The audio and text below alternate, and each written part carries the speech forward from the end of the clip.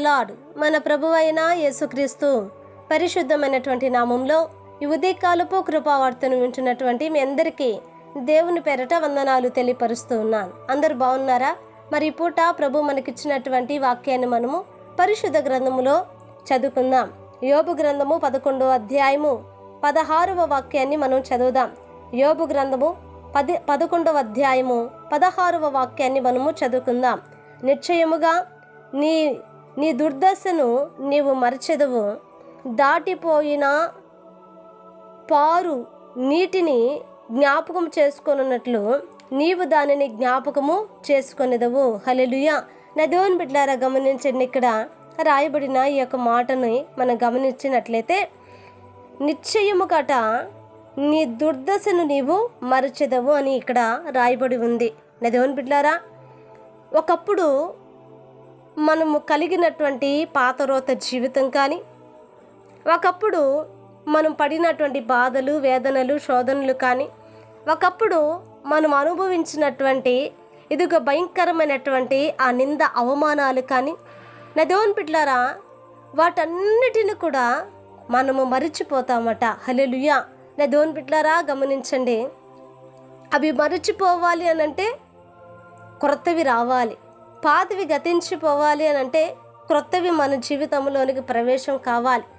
అందుకనే ప్రభు అంటున్నారు, ఒకప్పుడు నీకున్నటువంటి ఆ దుర్దశ, ఒకప్పుడు నీకుంటున్నటువంటి ఆ పేదరికము, ఆ దరిద్రత, ఆ యొక్క ఇదిగో భయంకరమైనటువంటి ఆ కష్టకాలము నీ ఎదురు నుండి తీసివేయబడి ఇప్పుడు నీకు సంతోషమైన దినాలు రాబోతున్నాయి. హల్లెలూయా.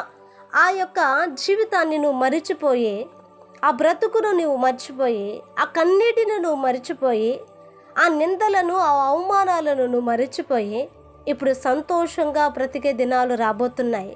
ఇప్పుడు ఆనందంగా బ్రతికే దినాలు రాబోతున్నాయి.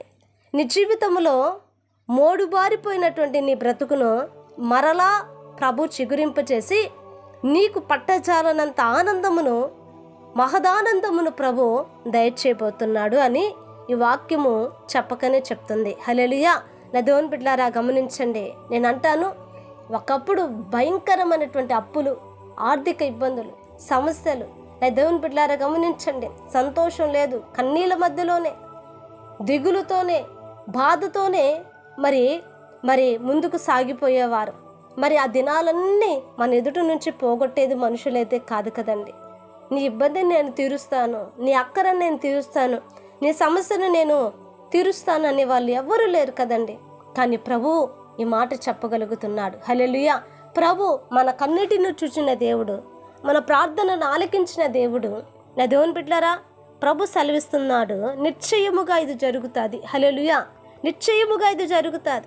విశ్వసించిన వారి జీవితాల్లో ఇది నిశ్చయముగా ప్రభు జరిగించబోతున్నాడు.